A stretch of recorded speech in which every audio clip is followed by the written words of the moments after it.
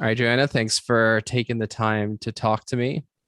Oh, no, thanks for having me.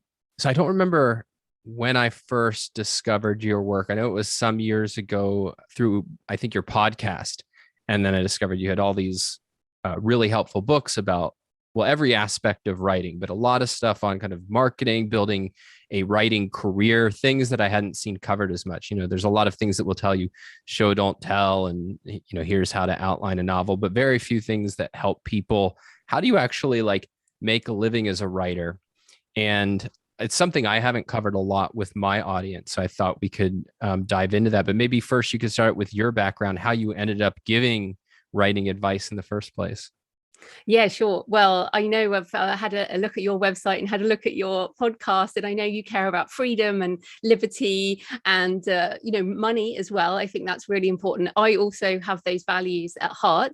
So I spent 11 years as a business consultant, working in sort of big corporates, big mining companies, stuff like that. And I was implementing financial systems, even though I'm not an accountant. But essentially, I had the corporate job. I was making the good money, but I just wasn't happy.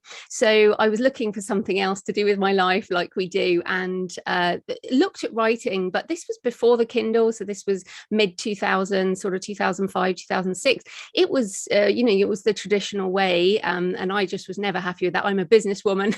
I was always intending to make money. So then I got into the speaker circuit and discovered a lot of people self-publishing and decided to go down that route. So I decided to write, but from day one, I always intended to leave my job and become a full-time six-figure, multi-six-figure author. So from the beginning, I set out to design a business that allowed me the freedom to live wherever I wanted, work wherever I wanted, make as much money as I was willing to work for, I guess. And yeah, have that freedom of my time and also to do something that I loved. So sort of 2006, I started writing like with the aim of making money. 2008, I first self-published. 2011, I left my job. And then it took until 2015 to make six figures, then multi six figures. So you could say right now, as we speak at the beginning of 2022, it's been 15 years, a 15-year journey to where I am. I have about 35 books at this point, as well as a couple of podcasts, website, etc. So I've got a sort of ecosystem. But yeah, it was essentially a decision to build a business as a creator before the creator economy came along and has now made it a lot easier. Well, I actually love that it took you that long. I mean, I'm sure you would have wished it had been faster, but I mean, from the perspective of people listening, there, I'm going to botch this, but he's a former Navy SEAL, David Goggins, who became very famous. One of the things I heard him say is, he was trying to break the world pull-up record at one point. And he said, he had this goal, I'm going to do it the next time. And it was basically trying to do the impossible. And then after he failed, I think two times, he switched to, I'm going to keep doing it until I eventually break the record. And he said that changed the impossible to the inevitable. And I think if you have the idea of like, I need to quit my job in a year, how am I going to, become a writer who can supplement or can replace that income? That can feel very intimidating. And it is much more of a, like, maybe you'll get lucky, probably you won't. Whereas if you have this long time frame and you're willing to be patient and put in the work, maybe it's not literally inevitable, but I find that it's pretty close. Yeah, and I like the word lucky. I definitely was never going to build a business on luck. It just seems crazy. I had a business plan from the beginning. And look, to be honest, that hasn't really changed. The fundamentals are create intellectual property assets, which are for us, books, and then reach readers and listeners with audio and that kind of thing, and keep repeating and then licensing, obviously licensing in different formats, different territories, different languages, and turn those books into multiple streams of income. So essentially it's just working on that year after year. But you have to love it too. Like, I was miserable in my last job and it paid all the money. So if it was just about the money, I could have kept that day job and I probably wouldn't have worked so many hours. But I wanted to do something with my life that was satisfying. And now I say I measure my life by what I create. And I can look back and say, oh, look, these are the things I have created since 2006. And I can be proud of that. Whereas when I was in my day job, I was like, what the hell did I just do this year? Like another tech project that they're going to overwrite when the next version comes along anyway, so it's much more satisfying. So when you were starting out, how did you begin the process? And maybe you can also say, like, how much did you already know about? I mean, were in the business world, but how much did you know about what would go into marketing and selling yourself as a writer? Well, I knew nothing at all. I have I have 2 degrees, one in theology, so religion, and the other one in psychology. So nothing to do with publishing or writing or books, or and then my business knowledge was around business writing. So I really was learning everything from scratch. Obviously, I've always been a reader. I think that is a precondition to being a successful writer. Is you have to love reading. So I've always loved reading, and then I guess I just started to learn, and I started out with nonfiction. I didn't even consider fiction back in the day. I thought that was some other creature could do that. That was just out of my reach. And so I started writing a nonfiction book. My first book is Career Change. And I wrote that in order to kind of figure out how to change my own life. And after I wrote it, so I wrote the book, and then I was like, oh, I guess I should look at the publishing industry. And so I looked at it and discovered, to my horror, that it might take 6 months to 2 years to get an agent, and then another year or two to maybe see a book on a shelf. And that was even if it got that far. And I was like, no way, I want this out like next week. So how do I get it out sooner? And that's when I discovered the public speaking circuit, professional speakers association, the PSA. I was in Australia. There's one in the US and the UK and all of that. And so I started to learn about speaking and selling books at the back of the room. So I started out doing workshops and things at the weekends. And then I just went to the writers' festivals and just sort of worked my way up from there. In terms of marketing and selling, so the story there is I self-published that first book, Career Change, or the first title was How to Enjoy Your Job or Find a New One. That was the original title. I got on TV, I did all the pitches like you're meant to do. They tell you, do all the PR. And I sold about 100 books. And I was like, that is crazy. This doesn't work. This really doesn't work. So what does work? And so beginning of 2008, I started studying internet marketing from, the guys who did internet marketing back then, and then learned about blogging, started my podcast in 2009, really early. Oh, that's early. Yeah. Oh yeah, I'm one of the oldest podcasters around at this point. It's ridiculous. I got a YouTube channel, got on Twitter. So 2009 was quite pivotal really for the beginning of what became Web 2, I guess. And I was sort of got involved in all of that. I had a podcast so early that I got to network that way. And so that's kind of how I built it up. But literally, like, for people listening, again, you're talking to me in year 16. I didn't know anything. I had to learn how to write, how to publish, how to market. And we're still always learning how to write and how to market. Publishing is easy, but writing and marketing, it is a lifelong journey for sure. Well, in particular, I think one thing that makes the marketing side quite difficult is that it's constantly changing, right? A strategy that was successful in 2009 is not necessarily the same fundamental principles might apply, but how they apply is going to look very different, right? Because if you started a podcast in 2009, you're competing against other, random people who are sitting in their living room and start recording stuff and putting it in the internet. If you're trying to do a podcast in 2022, there's competition from the people who have been around for a long time. There's particularly a lot of brands that are coming in with famous people, super high quality editing and recording. Like, the threshold in a certain area can become, I think, a lot harder to break into. And so I've found that really trying to keep a tab on like where is kind of attention shifting and going, what does the competitive landscape look like now?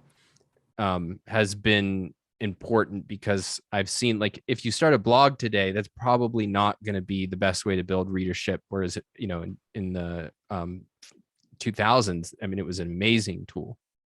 Yeah, I mean, I agree with you with blogging, but I think a lot of things have remained the same. So, for example, an email newsletter, an email list is still one of your biggest assets. It's a huge business asset. And my email list has just been growing since 2008. There's still people on my list who've been with me since 2008. So email list would be still the same. Then the second thing is, something like podcasting is a good example. So yes, I was a really early podcaster in 2009, and I've benefited from being early. However, I think what's interesting with podcasting is that it is such an authentic medium. So either people have stuck around already after 10 minutes because they're interested in you and I, or they took one listen or one look at us and went, they're not my people. Mm-hmm. And this is the key with podcasting. There is room for your voice and your perspective because there are people who are desperate for your voice and your perspective. So there are very few, actually I'm one of the few female early podcasters.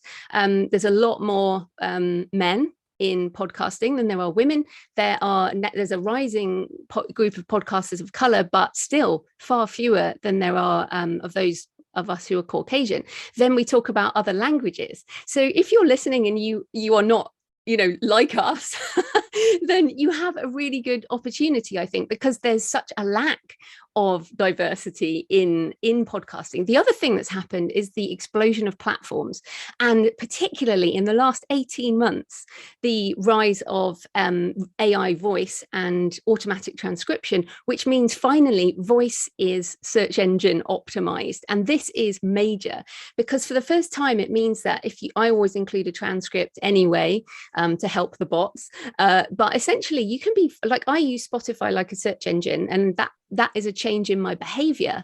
But what it means is I'm finding episodes of podcasts that I never would have found before. So I actually disagree with you. I think the game has changed with podcasting in particular and audio. I mean, we know like YouTube, this going out on video as well. YouTube does automatic captioning on channels, so people can find stuff. So I actually think that multimedia, so video and audio, has got better and better and better, and also more easy to be found. Whereas I think you're right about blogging. I mean, I just do a blog post that relates to my podcast. But yeah, I would say like a book marketing tip is a podcast tour is now far more effective than a blog tour would have been a decade ago. And then I guess just to also talk about the latest thing, like as we speak, again, the latest thing in book marketing seems to be TikTok or BookTok, but I'm not going anywhere near that. No way. It is not my thing. I rarely even do video. I much prefer audio. That's my superpower. So you have to, and this is another marketing tip for people, you have to decide what works for your personality and what you can sustain for the long term. So if you like doing parody videos or you like doing short video, then maybe TikTok is a good thing for you, or YouTube, for example. But if you prefer audio or you just prefer writing, then something else would be better. Well, I'm really glad that it's funny that you mentioned that because, and just as an aside, it's great to hear that there's more discoverability in podcasts, because that's what I found was very difficult. I mean, particularly when I was focused on it in the late 2010s, was that it's not like YouTube where people just use it as a search engine and really great results pop up. And particularly if you had done a lot of other people's podcasts, it could sometimes make it harder for people to find your own, even if they were interested in you as an individual, right? If they search for Don Watkins, they're going to see me on a bunch of famous people's podcasts before it ever gets down to mine. But if discoverability is better, that's great. But no, what I was going to say was, I actually had decided my previous goal had just been get my novel written, build my career coaching other writers. This year, I said, I really need to focus on audience growth, because if I'm going to keep putting out novels and there's not readers for them, that's, demotivating, and it undercuts my ability to be successful. And so I came up with this idea of, all right, well, I've got to do video. I need to learn video editing. I mean, I do some of it, but I'm at a, very high level, like really well done videos and TikToks. And I find myself getting really stressed and like, I don't want to do it. I don't want to learn it. And then I said, well, why would I do that? And it was only because it was this false idea that, oh, those are going to be easier than the things that I really enjoy. And I realized, no, that's not true. Like I love doing Twitter. I love doing my newsletters, and I like doing, it's primarily audio, but video content that's more kind of simple, straightforward, talking to my audience. And decided, but basically just made the decision of, all right, no, I'm going to do the formats I like and think I'm already naturally good at. And if I can't make those work, the idea that I was going to somehow like become a master video person, make that work, that's just, I think the grass is always greener kind of mentality.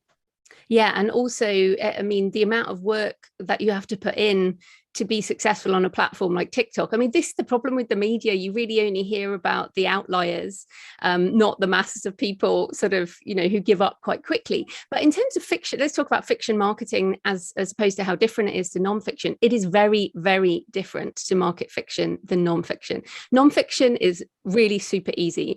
Like, write a book with an SEO title, put it up on Amazon and the other stores and do some content marketing, like podcast interviews, and people will buy it, and they'll also find it when they search. Fiction, actually, there's really only a couple of things that work, and the most important thing is having more books. And that is something that where you've got one novel right now, it's almost not worth marketing until you've got at least 3 fiction books, so either 3 novels or novella and other things, because the thing that really works is price promotions and ads, paid ads. So Amazon ads, BookBub ads, Facebook ads, all on a reduced price book. But then to make the ads worthwhile financially, you need an upsell. So that's why most of us write books in series, and like on the video you can see I have a lot of books in series, and that takes time. But this is the most frustrating thing as an author with one book, is that you want to sell more copies, but there is an upper limit on the profit you can make on one novel, and it's really small. As you know, I mean, it's tiny. Even if you fully self-publish, you're still probably only making, $8 or $15. Like, it's really not much. So what you have to do is think, okay, well, how can I maximize income per customer? I need more books. So my advice for people who want to write fiction is write at least 3 in a series, and then reduce the first in series and put some ads on them. No, that's great. And again, it goes back to the long game, right? Like, Yeah, I'm going to totally. be patient. I got to write those books and get them out. I am, let's call it optimistically halfway through. I mean, I finished the draft of the follow-up, but optimistically that's halfway through the process. We'll see. But no, that's really helpful. I want to take a step back though, because I grew up still in the era like pre-Kindle, pre-self-publishing being anything except for vanity presses that take all your money for something that sits in your garage. And the idea was, if you had a book, you go to a traditional publisher. And I did traditional publishing for 2 of my books. I've come to have probably an overly negative view of it, but the way I think about it now is, they say, bring us an audience, bring us a book that requires almost no editing, and we will take 90% of the money and do no marketing. And put it in a couple of bookstores. Maybe. I won't go into the whole story, but they didn't even do that for my last one, because some other person that I had worked with, his books didn't sell, and they said, well, yours probably won't either. So it was a complete fiasco. But I think people still have the idea that, well, what you do is you have a book and you get it published, and then hopefully that turns into, you have a million readers. Millions of dollars, and you can retire. And something like that does happen, again, as outliers.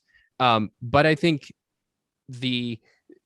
what I've really liked about your work is that you're looking at the whole landscape of how do you build a successful career that doesn't rely on being the person who, gets a 7-figure deal for your first novel. So maybe you could kind of sketch out just broadly, like, what does the sea of opportunity look like for somebody who wants to be a writer and self-supporting?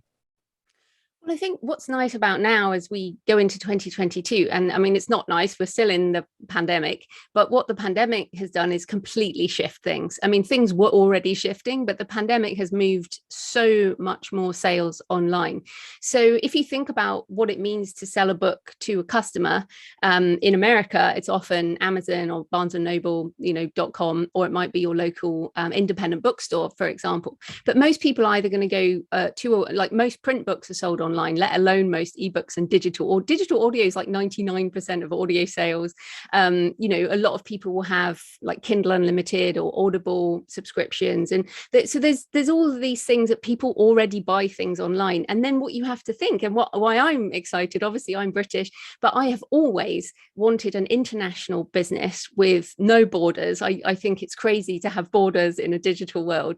So I've now sold books in 168 countries through the retailers like Amazon, but also Apple, Kobo, you know, all these tons of different stores that you can get to through distributors like Drafted Digital. My books are in libraries all over the world. Again, there are lots of these services that provide that the service is free. It is free to publish. This is really important.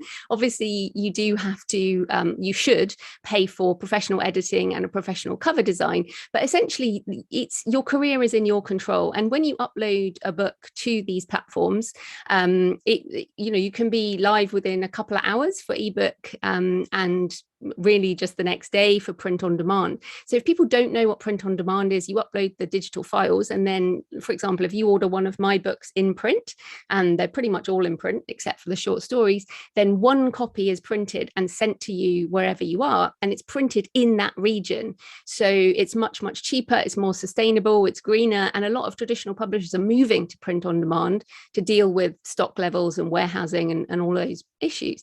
So, and then, of course, you get into licensing. So we talked about countries and territories and formats. You can do all these formats now. I mean, my books are in ebook, hardback, large print, paperback, you know, all audiobook, all the different formats, special editions.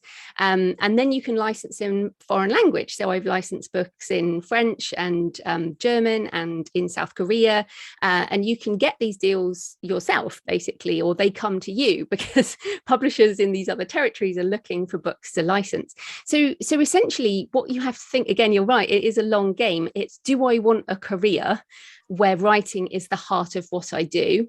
And then how does that look like a business? And it looks like a business by licensing. And one of the reasons I've been independent since the beginning is, as I said, I'm a businesswoman and I prefer to keep the money. So I prefer to pay up front. So the money, you know, I pay up front, but then I keep the vast majority of the money for the rest of my life and 70 years after I die, according to copyright law. And so many authors I see will sign a contract for just a couple of $1,000s, will sign away, you know, all formats, all territories for the life of copyright. I'm like, seriously, that is crazy. Because, and this is the difference though, traditionally published author might get spike income, whereas what I get is almost like a salary from all my sales every month. But it's really much more sustainable for me to have a business this way and be in control of my income, essentially, and be not completely financially independent, but I am not dependent on any one company for my business. And that includes Amazon, actually. Well, that's really, and I like the diversification. So, I mean, I've been very lucky in that I was working in an organization and it just didn't become sustainable to do that full time during the pandemic. And so kind of went off independently and had to overnight, you know, replace a pretty decent salary. And thankfully was able to do that, but do it by freelancing for clients. And I have some wonderful kind of major clients that I work with. But it definitely means that, you know, if I'm not working that week, I'm not getting paid, right? So it's it's more diversified than if you work for one company and you lose the job and you have zero jobs, but it still is, you have a lot of eggs in a few different baskets. And I mean, I think one of the great things about building a writing career is being able to build that diversification and then to be able to build that disconnect between your time and the value you're creating. It's that I created this book, maybe I do some, you know, consistent marketing for it, but you know, you're still going to sell books if you decide that you need to take 2 weeks off to rest, recover, have fun, whatever, right? Well, it's more than that. Last year, 2021, I got COVID in the Delta wave here in the UK, and it was about 3 months where I really couldn't do much, and my income dipped last year, but because I didn't do a lot of the other ancillary stuff like webinars and affiliate pushes and all of that kind of thing. But the book sales, kept me at multiple six figures without having to. I mean, a lot of this stuff runs on autopilot. I think this is really important to tell people. Once the books are up there and you get everything right, like the metadata, the categories, the keywords, the series data, like once you set it up, then you can have things like ads just running on autopilot. You can have email sequences running on autopilot. So all these things run without you. And in fact, I've said to my husband, if I did die, it would probably take about, well, when I die, obviously I will die. But it would take about 3 years at this point for everything. If he did absolutely nothing, I reckon 3 years time, without a single push, it would all just carry on without anyone touching it. And that, I think that's pretty cool. And the other sort of mindset shift is when I'm being an author. So I was up very early this morning writing a story, and I was in my author head, my artist head. And then when I come out of my artist's head and go into my business head, my books are employees. They are out there working for me, and I have to make sure that they're doing the best job they can. And maybe that's, for example, putting a new cover on, or changing up the ads for a bit, or doing something with the email list, or doing those things to kind of keep it maintained. But they are employees out there working hard, and that's the way I think you've got to see it if you want to make a living. And of course, most authors do not make a full-time living from their books, and I think that's really important to say. So I've heard this a million times. I'm sure you've heard it 10 times more than that. But a lot of authors, you get into writing because you want to be a writer. You don't want to be a marketer.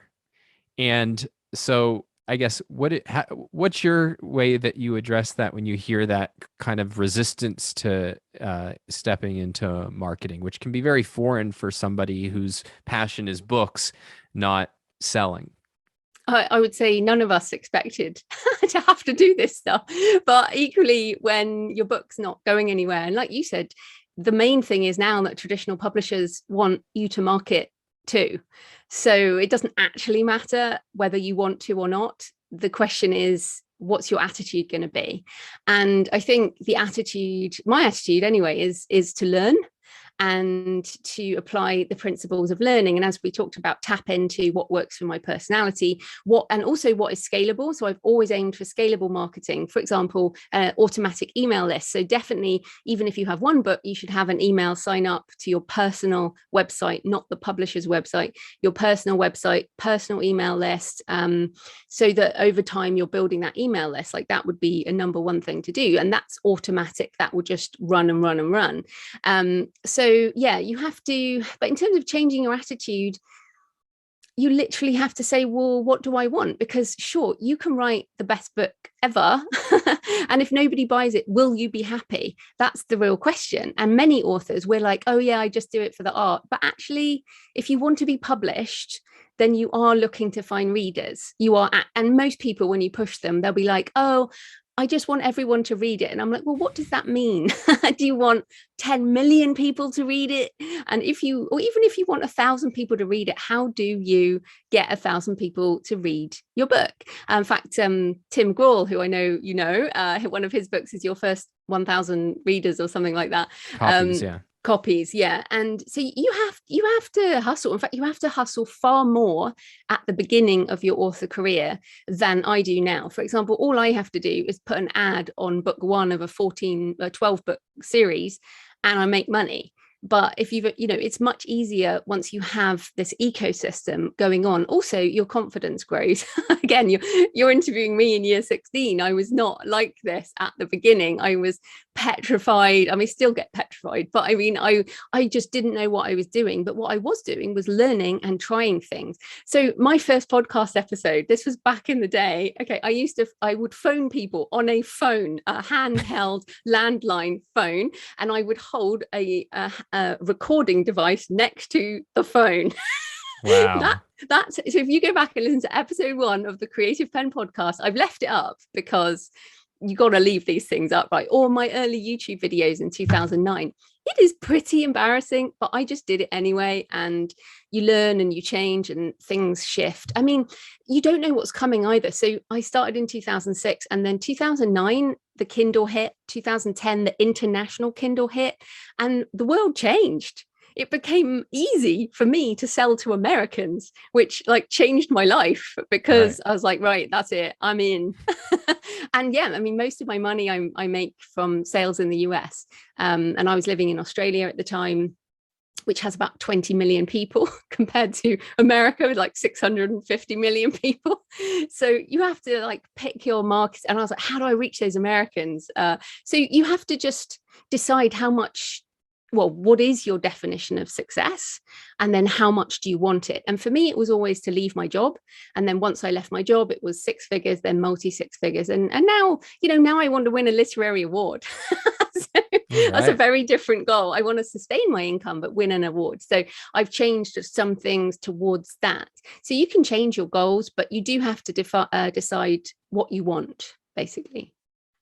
So, if a person then realizes, okay, I have to get involved in marketing. I mean, even the little bit that we've talked about, I think to somebody who's done very little can feel overwhelming.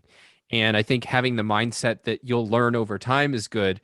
But, where's a good place to get started? At the end, I'm going to say one good place to get started is to read Joanna's books. But, if we're going to just give them a flavor for, there's a lot of the overwhelming options in front of me, where do I stick my toe into the water? Yeah, look, I know it's hard. I think the one thing is to say it is like a massive one of those, you have them in America, which those big stores with all the sweets everywhere, like you see them in Las Vegas. They're just these stores and there's sweets everywhere, and seriously, if you ate them all, you would be so sick. And it's kind of the same with marketing. If you try and do too much, you are going to be sick and you're going to run away and never do it again, and you will just hate it. So actually, this is where you have to look at your book. What is, so there are 2 things to think about. One is your book and the other one is you as a person. So I'm an introvert, and I was never going to cold call people. Like, I'm not going to phone up journalists or whatever. It's just not me, right? But there are some authors who just are great at that. They're really good at that. If you're good at pitching and you're good at follow-up phone calls, then PR might still be a good thing, like trying to get in magazines or TV. I'm not going anywhere near that stuff. For me, it was like, okay, I'm an introvert. I know if I create something, I'll attract attention. So I've always been about attraction marketing. So I didn't pitch you emailed me because you found me. And I'm doing another interview after this, someone else who found me on Amazon. So that's been my method. Again, it's a long-term method. It's like put loads of stuff out there in the world for free, and people will find me, and then they'll come to me, and I don't have to go chasing them. So that was a personality thing. And then for the book, as we talked about, you can, and this is really important, you can make a full-time career as an author by just writing books within a certain niche and using paid advertising on them. So if you're an author who literally does just want to write, if you write fast, like I have author friends who write one fantasy book a month, like 100,000 words a month, because that's what they love. And because they have so many books, they make a lot of money. So what you have to think is, all right, well, that's the other option. I go hard for a year or 2. I create my series or a couple of series, and then I look at putting some ads on the first in series. That's another way to do it. So I guess that the point is, when you say where to start, it totally depends on you, and it depends on your book and what your plan is for your book, and also what your business plan is. So for example, some people make a full-time living from one non-fiction book that they then turn into courses and speaking events and coaching and all of that kind of thing. I mean, you, with your non-fiction books, you've probably made far more money from other things than actual book sales. I mean, Sure. Yes. Yeah, that's what happens with nonfiction, but that doesn't happen with fiction. So that's the thing, you have to decide. Then I would also say, so think about who you are, know yourself. 2, think about the book. What genre? What do you want to do with it? What type of series? What type of reader is interested? And then what I would also do is then think about a community that you can join to learn from, or a podcast to listen to. So there are lots and lots of podcasts in the author space now. There are lots of communities. If you want to do voracious fiction writing, then 20 books to 50K on Facebook is a really good community. And that's 20 books to 50K. And that's, yeah, if you write 20 books, you can make 50K a year. That's the premise of the group. And it pretty much is true. And then nonfiction, there's a lot more resources for nonfiction, to be honest. But yeah, so just come back to basics. What is my book? Who am I? And what's the best way to step into this, but only like choose 1 or 2 things plus an email list. Well, I think one of the really nice things that's happening now is because of things like Substack, people are becoming even more used to subscribing to email lists, just because it's so prominent in terms of some of the most high profile writers in the culture now are doing that and earning a living. And then the infrastructure, it's so much easier to start an email list and low cost than ever. Whereas, it could be, require a few hours of poking around before you could even figure out how to set one up 10 years ago. So I think, for sure. I'm such a big fan of email lists, and there's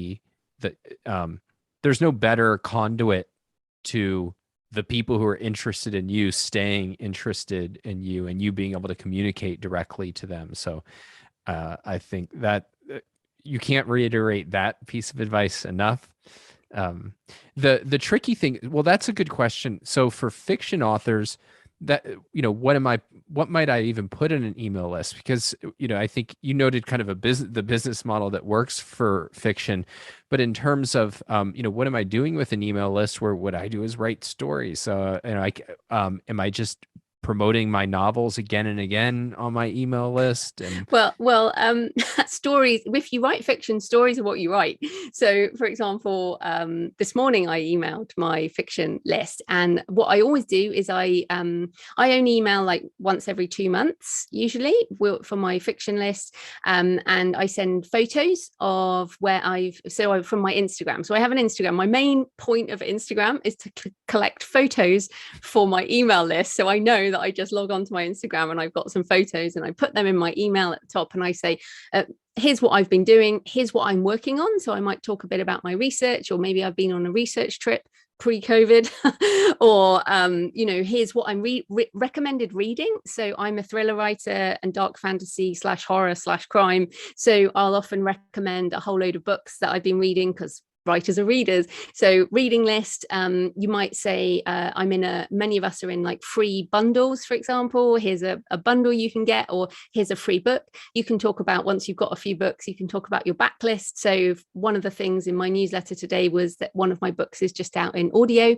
Tomb of Relics is now out in audio, but then I link to all the other formats as well. And also I just released a short story, so I put that in as well. So you can see that's actually quite a lot that goes into a fiction email. But you have to think, it's all about cultivating people who actually care about you and care about your writing. And again, that does take time. And yeah, you feel like an idiot for the first couple of years emailing out to 15 people, whatever.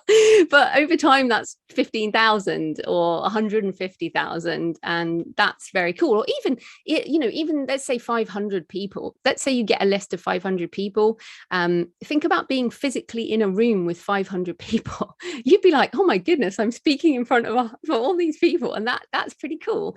And that is the way to start driving reviews on your books, which you need in order for the algorithms to push your book, for your social proof, for things like BookBub, which is a fantastic deal website. So again, I talk about this as an author ecosystem, and it feels totally impossible at the beginning, but you kind of start these little few things rolling, and then because they're automatically set up, as you keep writing and time passes, like people sign up for my email every day, mainly from the back of my books. So they've found another book and they've found the sign up, and that's how they've signed up. That's basically how people get on my fiction list. So You just have to think about it that way. And again, this comes back down to, what do you actually want? Plenty of people just want to write that one novel or that one nonfiction book and then they're done. And that's absolutely fine. But in this day and age, that is not going to make you a living. Any common mistakes besides like trying to do too many things that you see people make at the beginning, or that you made at the beginning, that stand out in your mind as Oh, well, what I did, I mean, what I did, hopefully people don't do anymore, which is I printed 2,000 books and had them sitting in my garage. And it wasn't a vanity press thing. I just paid a printer to print them. And then I realized I didn't know how to sell them. So, I mean, the mistake is to publish a book and think that because you loaded it up on Amazon, you're going to sell any copies. I mean, there are tens of millions of books on Amazon, as well as now movies and games and music and all the other things that people buy instead of books. So the mistake is that you don't have to learn about marketing, which we've talked about. Another mistake would be paying someone else to do something that actually, if you just spent a couple of hours doing, you could do yourself and it would be in your control. And I know your site and stuff is all about liberty and freedom, and this is why I do my own formatting. Yes, I pay an editor, I pay editors, proofreaders and cover designers, but I pretty much do everything else myself. I get some tech help sometimes, but mainly I just do things myself. And it is so easy now. There are so many easy tools that make everything easy. I've always built my own website. That's super easy. I mean, it's easy to upload a book to Amazon. You don't need to pay anyone else to do that. So anything that takes a percentage of your money, like, question, why am I doing that? Am I just doing it because I'm afraid, or let's just say it, lazy? I don't want to spend 4 hours figuring this out, and therefore I'm willing to give away 10%, 20%, 30% of the revenue from my book forever, which is basically what happens when you let someone else upload the book on their platform. So, which, and this is I guess now there are a lot of companies who will do this stuff for you, but I think authors just have to spend a bit of time and effort figuring it out. And look, I've got a free book called Successful Self-Publishing.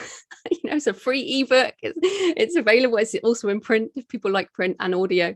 But there's so much help now. The Alliance of Independent Authors, a fantastic community. You can ask these questions, and we don't think there are any silly questions unless you're being lazy. Like, if you email me and say, how do I self-publish my book? I will ignore it because there's a free ebook. Right. You see what I mean? But I think this is the thing. Authors still are not empowered. And one of my missions, I guess, is to empower authors with the knowledge they need to publish their own work and to market their own work and license their own work. And I don't publish anyone else. I don't market anyone else. I'm not a service industry. I'm an author. And I'm just passionate about this. I think it's so important. Yeah. And I mean, in addition, I've seen, and in various capacities, work with a lot of marketers, not for my writing, but for other kinds of projects. And there's exceptions to this, but I found that in general, you can find people who can, let's say, carry out or improve on a marketing process that's already working. But if you haven't already figured out a way to attract readers and make things happen, and you try to get somebody else to come and do it, I've personally never seen that work. I think, an author is the one who knows their audience and their work the most. And if you try to offload, not just, some kind of minor technical thing, but, hey, you take care of my marketing, I think you're playing as much of a lottery as somebody who goes and hopes that they're going to get a 7-figure book deal. Yeah, absolutely. And if you want a 7-figure book deal, it's a game like any other game, and there are ways to play that game. It's all a game, and you just have to decide which one you're going to play. And there are ways to do stuff. So yeah, in terms of the hiring other people, you're right. I do, for example, I do pay someone to manage my Amazon advertising, but we only do it with my nonfiction books, which have a very branded look about them. They have a very clear target audience. They have clear metadata. So I did all of that work up front. I just don't want to monitor Amazon ads, so I outsourced that. But all of the baseline stuff was in process already. So you're right. I think you have to have those basics figured out before you spend money. Coming back to fiction again, another mistake is when authors spend tons of money marketing one novel, where then they say, oh, I lost money on that novel. And it's like, well, how were you ever going to make that money back? I mean, you do need more than one book. But yeah, I still remember when someone told me that, and I was like, yeah, whatever. Right. I'm going to be the outlier. I guilty. I've been there. Yeah, guilty. Exactly. But at the end of the day, it's like, okay, we're writers. We love writing. So, hold up. You'll get your chance. Well, great. So I want to be respectful of your time, but I'd love to hear your thoughts on what of your books, like, and your whole library of material, if somebody, was interested, where do you recommend that they start? You have a lot of books kind of aimed at different aspects of building a writing career. Is it start at book one? Maybe there's one that, grabs them. How do you think about somebody kind of entering your universe of content, given that it's, large? Where do you think they should get started? Well, since we're on a podcast, I have a podcast, the Creative Penn podcast, Penn with a double N, and there's lots of backlist there. You can find lots of stuff. In terms of my books, Successful Self-Publishing, in all formats, that is a free ebook. And then, as you say, there are things on like audio, or there are things on marketing, or how to make a living with your writing is probably my most business focused book. That's in its third edition.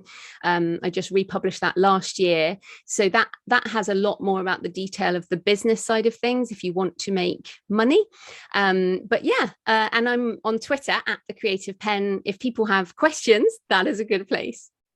Yeah, and let me just underline for people. I mean, I've been studying marketing now for, almost 15 years. And, and coming to your work, I still learn a lot of new things, in part because you've taken a lot of marketing knowledge, but really understood this particular industry, which has a lot of, unique facets. I mean, as we heard, there's a big difference between fiction and nonfiction marketing. So even people who do know marketing, if you actually want to, build a writing career, I've just found Joanna's work, here's somebody who's taken that knowledge and really worked out how it applies in today's market. So I really hope people check them out. I found them incredibly valuable. So thank you. Oh, well, thank you so much. I'm so glad to help. And I'm excited to see what you do with your series. Me too. All right, Joanna, thanks again. And it's been a real pleasure. Thanks for having me.